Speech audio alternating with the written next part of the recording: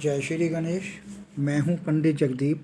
JD news 24 की ओर से आप सभी का सादर नमन करते हुए आज के इस वीडियो में आपके हाथ की हस्तरेखा, मस्तिष्क रेखा और जीवन रेखा को लेकर चर्चा करेंगे और इसके साथ साथ हम कुछ अन्य सटीक और सस्ते उपायों पर भी चर्चा करेंगे। तो आइए चर्चा को आगे बढ़ाते हैं। जानें अपनी हस्तरेखा से अपना भविष्य। सबसे पहले जीवन रेखा। मस्तिष्क रेखा जीवन रेखा से कुछ हटकर प्रारंभ होती है।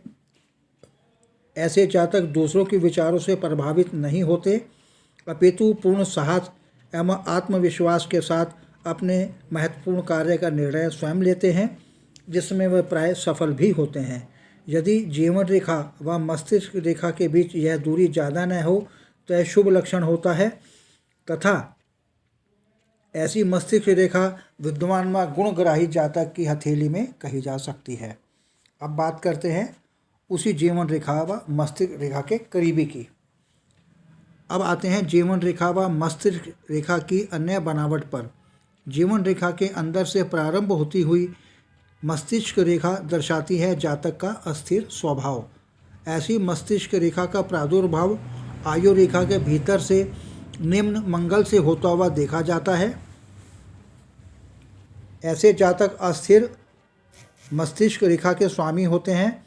वह अनेक कार्य उत्साह के साथ प्रारंभ तो करते हैं, इनका जीवन परिवर्तन से भरा रहता है और मरने से पहले अनेक परिवर्तन भी कर जाते हैं। ऐसे जातक किसी प्रकार की विचारधारा, चिंतन या प्लान पर स्थिर नहीं रहते, उनके विचारधारा सदैव बदलते रहते हैं। जन्म कुंडली का मिलान। विवाह से पूर्व जन्म कुंडली का मिलान करते समय यह ध्यान रखना चाहिए कि वर अथवा वधू दोनों के में से किसी एक की जन्म तिथि में अंक 5 या 6 अंक अवश्य आया हो। विशेषकर 6 अंक का होना अति आवश्यक है।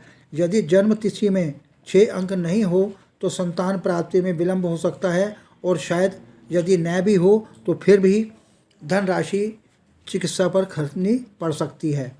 यदि वर या वधू दोनों में से किसी एक के अंक 4 या फिर इसके अलावा अंक 7 या 7 व 4 का मेल हो तो अंक 6 की आवश्यकता नहीं रहती। इस प्रकार की स्थितियां पुनः लगभग 80% जन्म तिथियों पर लागू होती है। अब बात करते हैं दृष्टिकोण की। दृष्टिकोण में अंतर आने से फलित में भी अंतर आ जाता है। जैसे सूर्य व राहु की युति वैदिक ज्योतिष में ग्रहण योग कहलाती है। इस नज़रिए से देखें तो ज्योतिषविद कहेंगे राहु और सूर्य आपस में पीड़ित हैं। सूर्य से संबंधित कार्यक्रमों में कुछ न कुछ कमी तो दर्शाई ही जाएगी। यही नाड़ी ज्योतिष के संदर्भ में लें तो सूर्य सम्मान है और राहु माया है। इस योग के बनने से जातक अपना माया जाल फैलाकर सम्मान का प्रदर्शन करेगा। इस दृष्टिकोण से जातक का जो सम्मान होगा वह बनावटी और कपटी होगा। दूसरी बात यह भी है कि राहु दादा है, सूर्य सम्मान है, दादा का सम्मानित व्यक्ति होंगे ऐसा कहा जा सकता है। इस दृष्टिकोण के कारण दोनों अपना पृथक पृथक फलित भी कहेंगे।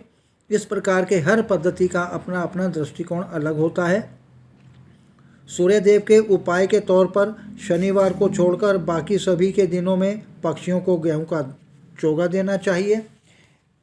मौली बांधें, यह भी मैला और उसका रंग उड़ जाए तो तुरंत बदल देना चाहिए।